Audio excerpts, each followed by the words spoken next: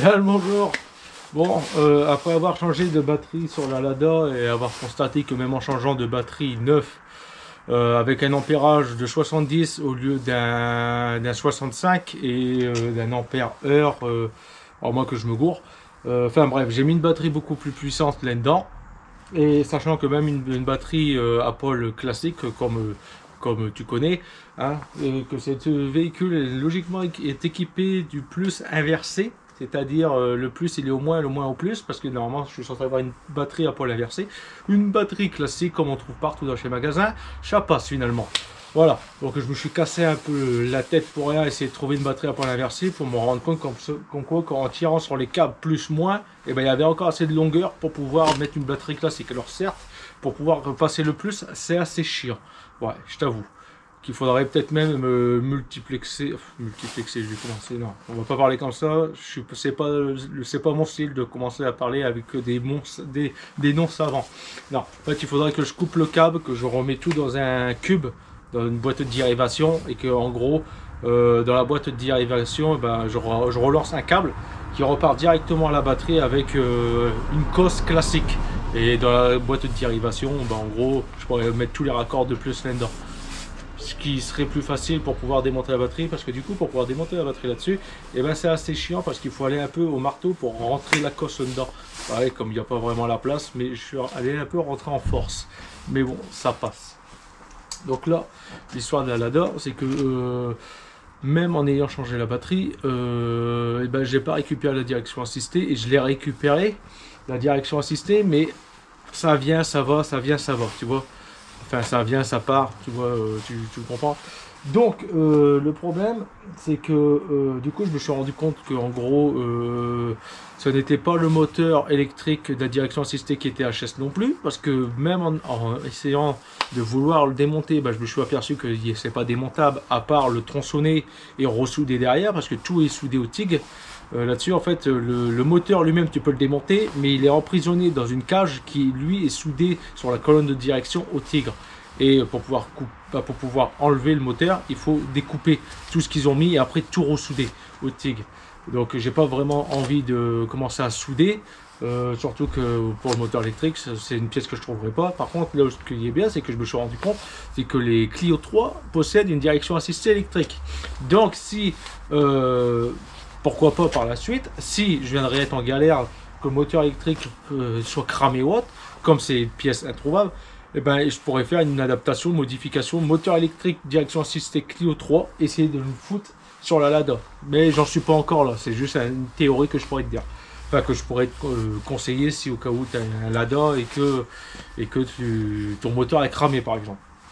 Donc sur ça, comme je me suis aperçu que c'était pas le moteur électrique de la direction assistée qui fonctionnait pas, qui était défectueux, ni la batterie, même qu'il fallait la changer parce que la batterie était HS.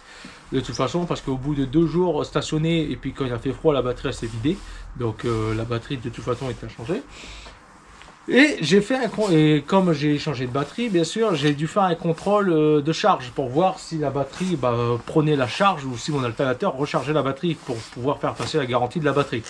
Et ben ils s'en sont aperçus comme quoi que mon alternateur délivrait 13 ampères 60 au lieu de 14 ampères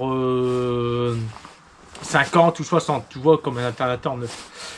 Or, du coup, je me suis rendu chez ces spécialistes déjà pour leur demander si l'alternateur russe réparait.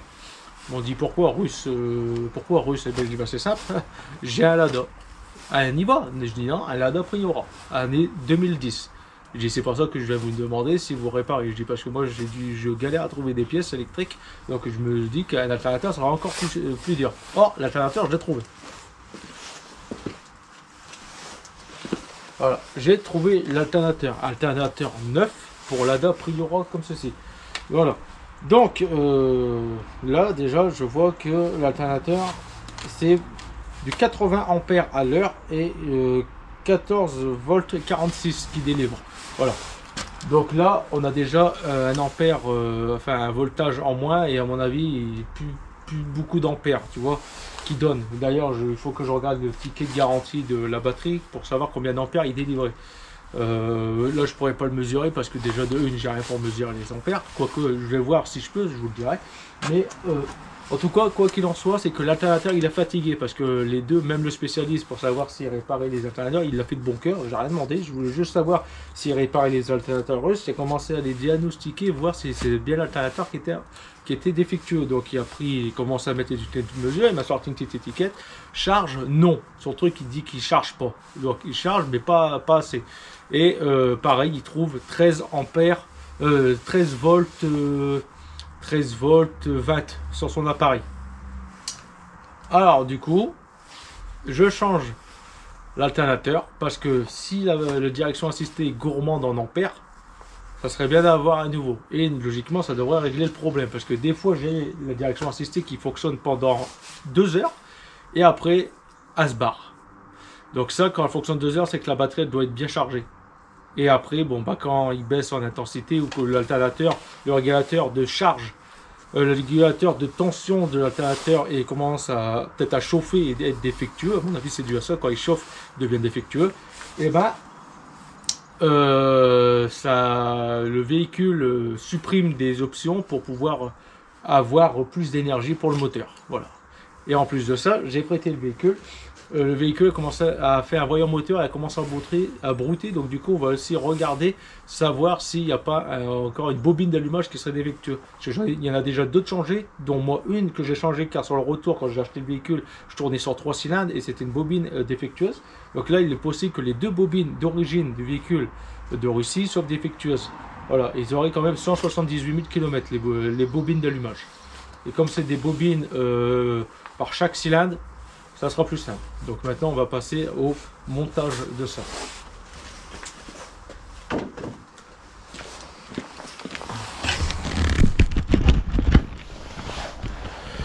Donc ouais, tu vas dire que je parle. Mais ouais, tu vois, je t'explique et après je te fais voir. Alors, sache que j'ai déjà essayé de monter l'alternateur comme ceci, mais pas chez moi. Parce que j'avais prêté le véhicule, je me suis dit, bah ça va aller vite, soit je tire par le haut, soit je tire par le bas. Non. Rien de tout ça. Je vais te faire voir.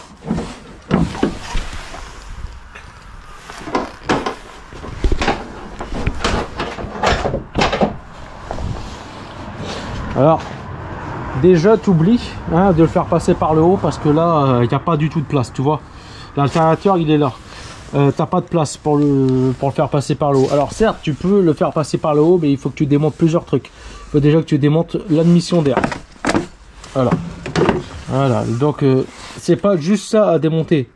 Donc ça, pour le démonter, bon bah t'as une vis là, t'en as une là, et ensuite tu dévisses ici, donc le corps, le papillon des gaz. Mais en plus de ça, pour pouvoir le faire passer, il est en 2 parties, c'est que t'as le haut et t'as le bas. Donc ça, il faut aller le démonter, il faut aller chercher directement au collecteur d'admission. Donc déjà, le faire passer par le haut, c'est mort, t'oublies. Ensuite de ça, tu pourrais tenter de le faire passer, tu vois, sur le côté. Alors bon, bah il faut retirer les câbles de clim, chose qui n'est pas possible parce qu'après tu as la poulie d'arbre à cam ici qui gêne. Donc déjà par le haut, t'oublies. Voilà. Donc il faut faire passer par le bas. Donc pour pouvoir faire le passer par le bas, c'est que j'ai essayé aussi. Alors pour pouvoir passer par le bas, tu vois, je me suis dit bon bah je pousse les câbles. Je pousse les câbles et je vais pouvoir le faire passer, tu vois, ici, là, sur le côté. Et bah, pas du tout. Parce que tu as toujours les câbles de clim qui sont là, mais en plus de ça, tu as le ventilateur de chauffage qui le bloque. Voilà, tu vois, il est juste là. Donc, par ici, c'est pas possible. Donc, comment tu fais pour retirer l'alternateur? Et ben, c'est très simple. Tu retires ici l'anticouple moteur, pour éviter que le moteur il se soulève de l'avant. Donc ça déjà tu le retires. Tu dois retirer ça. Tu dois retirer le support de clim. Tu dois retirer le compresseur de clim. Ensuite, tu dois retirer le support d'alternateur. Bon, avant tu démontes l'alternateur et tu retires le support d'alternateur pour pouvoir le faire passer où? Et ben comme ça. Voilà, tu dois le faire passer par ici. Là, comme ça. Donc, tu as tout ça sur le chemin pour un simple alternateur. Ça, tu fais ça au garage. c'est 500 balles, 250 voire 180 € l'alternateur, plus la main d'œuvre qui vont te facturer ça 2 heures, plus les trucs dépose support moteur, dépose clim compresseur, enfin bref, tu vois, tous les conneries qui te marquent, dépose ça parce que c'est sur le chemin. Donc voilà, c'est la seule façon de faire que j'ai pu voir pour pouvoir l'enlever, parce que j'avais retiré la clé, le compresseur. Et le compresseur, bah en fait, tu peux pas le faire passer par là non plus, parce que même lui est bloqué. Alors, il est bloqué parce que il y a l'anticouple qui le gêne. Voilà. Donc voilà, pour pouvoir retirer un alternateur d'un Priora, tu comptes à peu près 1h30 à peu près. Ouais. Parce que bien sûr, avec le pétard, tu passes pas, donc tu fais tout à la main. Voilà, voilà. Donc c'est ce que je vais faire, et je vais faire ça hors caméra parce que c'était déjà très chiant la dernière fois. Bon, je dois être déjà à 1 heure de travail effectué, donc là je suis il semble que c'est intéressant ce que je vais te dire, c'est que là le compresseur de clim est complètement libre, hein, il est libre, donc je ne peux pas le passer comme ça, sinon il faut que tu retires les tuyaux, mais si tu retires les tuyaux, ce qui voudra dire qu'il va falloir que tu retires ton gaz de la clim. Or, c'est pas ce que tu as envie de faire. Toi, tu veux juste changer un alternateur. J'ai essayé de le pousser comme ça. Pas possible. En fait, les tuyaux gênent. À force de le pousser vers la boîte, c'est pas possible. La poulie gêne ici aussi. Alors du coup, bah... pour pouvoir le retirer, en fait, il faut que tu retires l'alternateur, mais fais gaffe, tu auras une vis qui sera bloquée de l'autre côté. La vis ici sera bloquée là, tu pourras pas la sortir, donc il va falloir que avant tu retires l'alternateur. Alors, sachant que tu as du 17 et du 15, si je me gourre pas, donc il faudra que tu retires ici, mais pour pouvoir retirer ici, il va falloir que tu retires l'alternateur pour pouvoir avoir accès à une vis par le haut. Donc là, l'alternateur, là, il est libre. Donc là, regarde, là, là tu vois pas, mais là, l'alternateur, comme tu vois, il est complètement décroché, hein. Donc là, il n'y a plus rien. Donc, une fois, pour pouvoir retirer le support moteur, et ben, il y a une vis cachée derrière le compresseur. Elle se trouve là, la vis. Donc il faut pas aller comme un bourrin, parce que du coup, en fait, il faut que tu décroches le compresseur, que tu le laisses tomber, tu le pousses, tu retires la vis, comme cela, que je suis en train de faire. Attends, je vais te poser et tu verras mieux mon petit sous-saille. Voilà. Donc, hop. Ah là, pour un alternateur, ils y ont absolument bien pensé. Hop, une petite vis comme ça. Ça, je crois que ça va être une vis en trop. Hop, on retire ça. Et une fois que tu as retiré ça avec la vis derrière, tu as accès pour retirer le compresseur qui ensuite te donne accès pour pouvoir retirer l'alternateur. Donc si je fais les choses bien, peut-être que là je pourrais essayer de faire passer l'alternateur par en dessous. Donc oui, donc le correcteur, l'encaisseur de couple là, moteur, ben regarde, t'as pas besoin de, il y a rien qui soutient le moteur, il y a rien du tout, hein. Donc c'est pas un support moteur, c'est juste un anti-couple. Donc là je vais essayer de le pivoter et essayer de le faire tomber. Voilà, donc en gros, pour pouvoir refaire l'inverse, il va falloir que je pousse l'alternateur vers le haut, que je le visse, que je commence à mettre la visserie, et après recommencer tout le reste dans le sens inverse, et ça va être très chiant. Et si l'alternateur passe pas, il faut que je retire cette plaque là. Là, ouais, là tu vois mieux, ici. C'est enfin retiré. Donc voilà. Alors que les pièces que je t'ai dit, hein. Donc voilà, c'est enfin retiré. Donc en gros, tu dois tout retirer en une fois, mais tout doit ne pas être décroché. Voilà, donc ça platine support alternateur, support support de clim, puis voilà. J'y suis enfin arrivé. Hop. Bien. Donc voilà. Donc en gros là, en plus de ça, regarde. Ouais, donc tu vois, le support d'alternateur fait aussi support moteur. J'ai de la chance, c'est pas tombé parce que là j'ai une vis.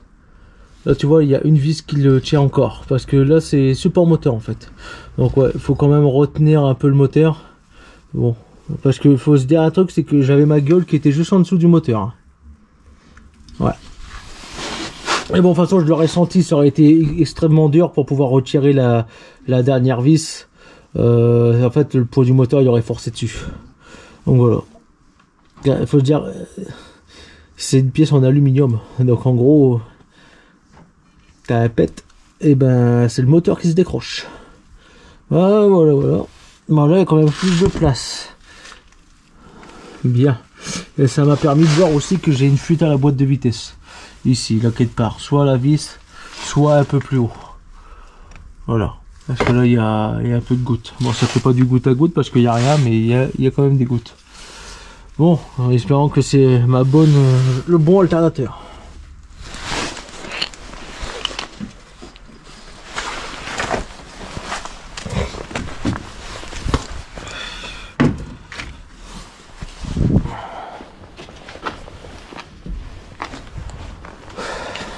Alors, voilà, ça présente comme ça. Ouais. Ça se met comme ça. Donc, l'alternateur.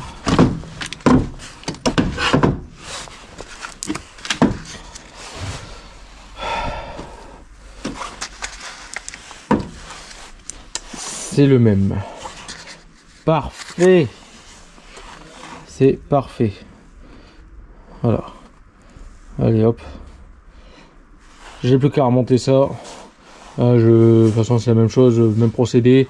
Je vais galérer, il faut que je mette les deux blocs en un, que je les bloque, que j'arrive après à fixer une vis sur le support pour pouvoir ensuite fixer l'alternateur. Et après repartir là-dessus sur le compresseur de clim. Donc voilà. De toute façon, ah bah c'est lui alors qui sifflait. Parce qu'à un moment donné, j'entendais comme un bruit de turbo de compresseur. Là, déjà lui, le roulement d'alternateur, il est mort. Là et là. En plus, regarde, lui il tourne facile. Et lui il y a une retenue. Voilà, bien. Allez, alors moi, une bonne chose de faite. Une vis en trop. J'ai fait l'effort de remettre toutes les vis. C'est juste que bah, y a une vis en trop par rapport à ce que j'ai démonté. Donc je sais pas où elle va. On va faire comme si que cette vis n'avait jamais existé.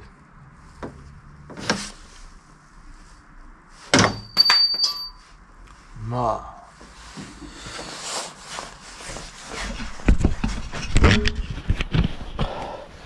Quand ça brille, c'est que c'est neuf. Exactement. Voilà. Bon, j'ai tout rebranché, j'ai tout remis. On va faire un test. On va faire un test. Alors, je sais pas où est-ce que j'ai mis le multimètre. À mon avis, il est encore dans la Clio 3. Donc, hop, on va le tester. Et puis, comme ça, on va voir la charge. Alors, leur appareil indiquait qu'en quoi que c'était 13 volts 60, je vous avais dit. Hein. Donc, on va faire des tests. Voilà, donc hop, test rapide, veuillez confirmer que le moteur est éteint. Bah oui, donc c'est quoi? Veuillez saisir la valeur AH sur l'étiquette de la batterie. Exactement, c'est 70 ampères. C'est bien ça. Donc là on est à 81%, il y a actuellement 12 volts 53. Donc je sais pas si ça va osciller ou non. Je vais essayer de voir pour le truc de charge.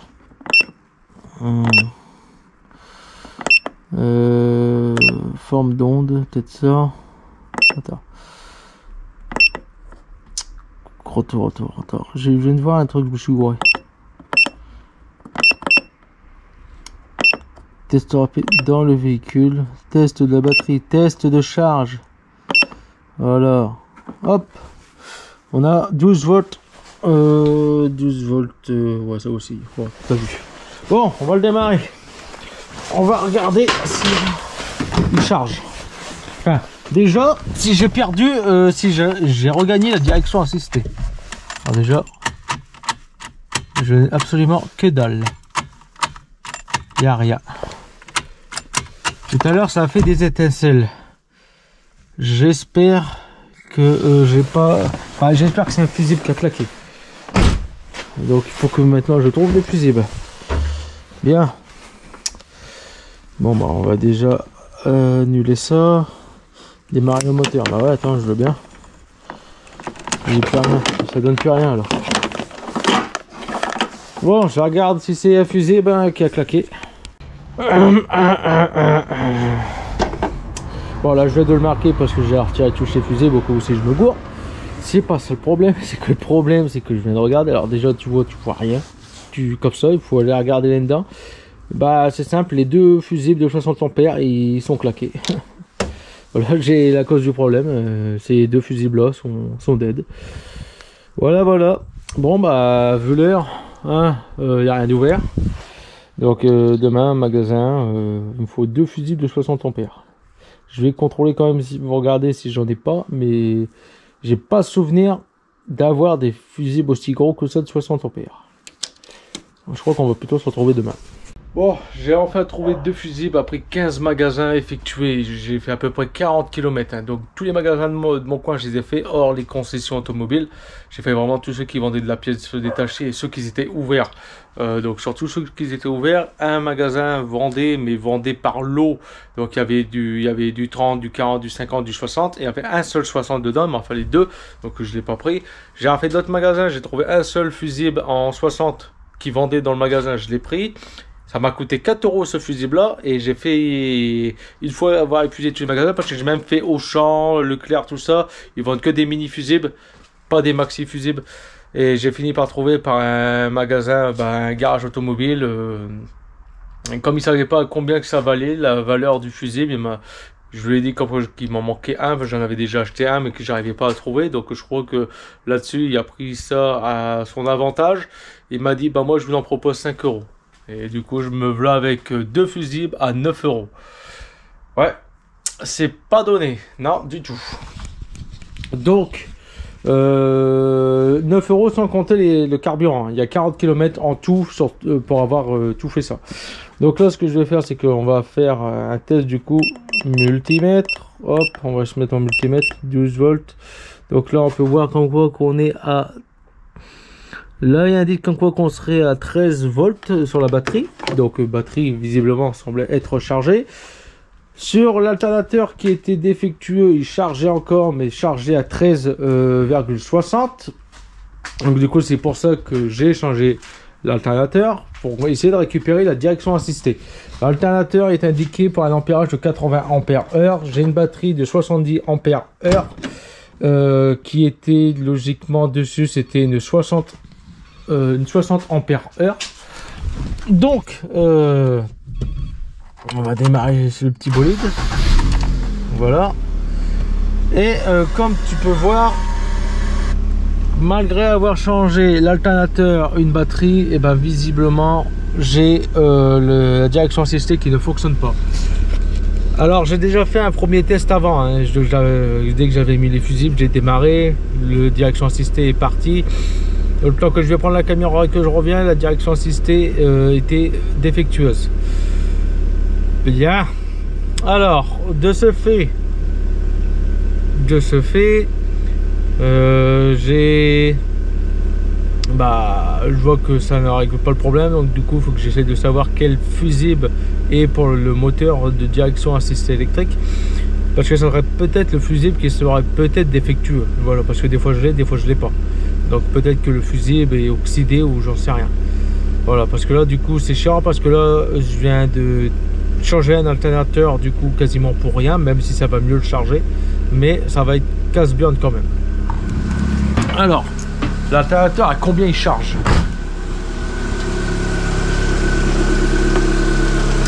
Du coup là on est à 14 volts et plus. Voilà.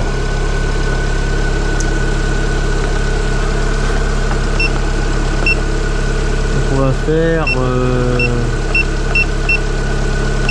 ça, 12 volts dans le véhicule, test de charge. Donc là on a 14 volts 11. Alors, je Je vais accélérer pour voir si ça augmente. Par essai, test de charge. Alors démarrer le moteur, garder, bah ouais bah. Okay. Enfin bref on s'en fout. Moi je veux juste voir le voltage.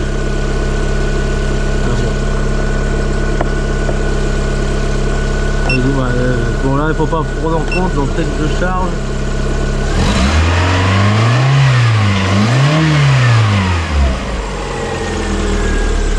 Voilà. Bon, ça charge en tout cas, on a 14 volts, donc j'ai récupéré 0,5 ampères en plus.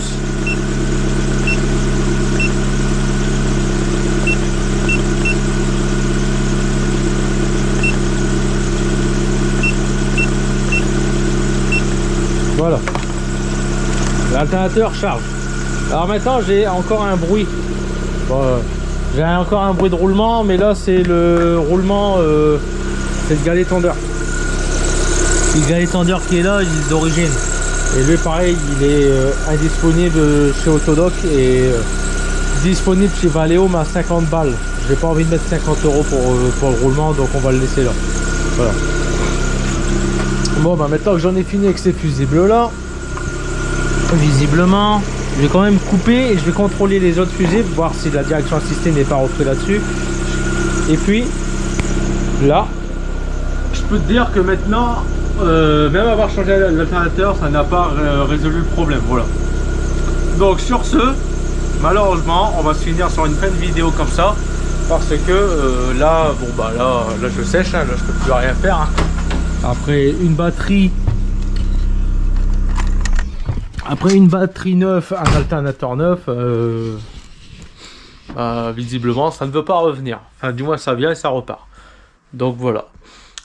Bon bah sur ce, bonne j'allais dire bonne continuation, non. À plus tard et à la prochaine.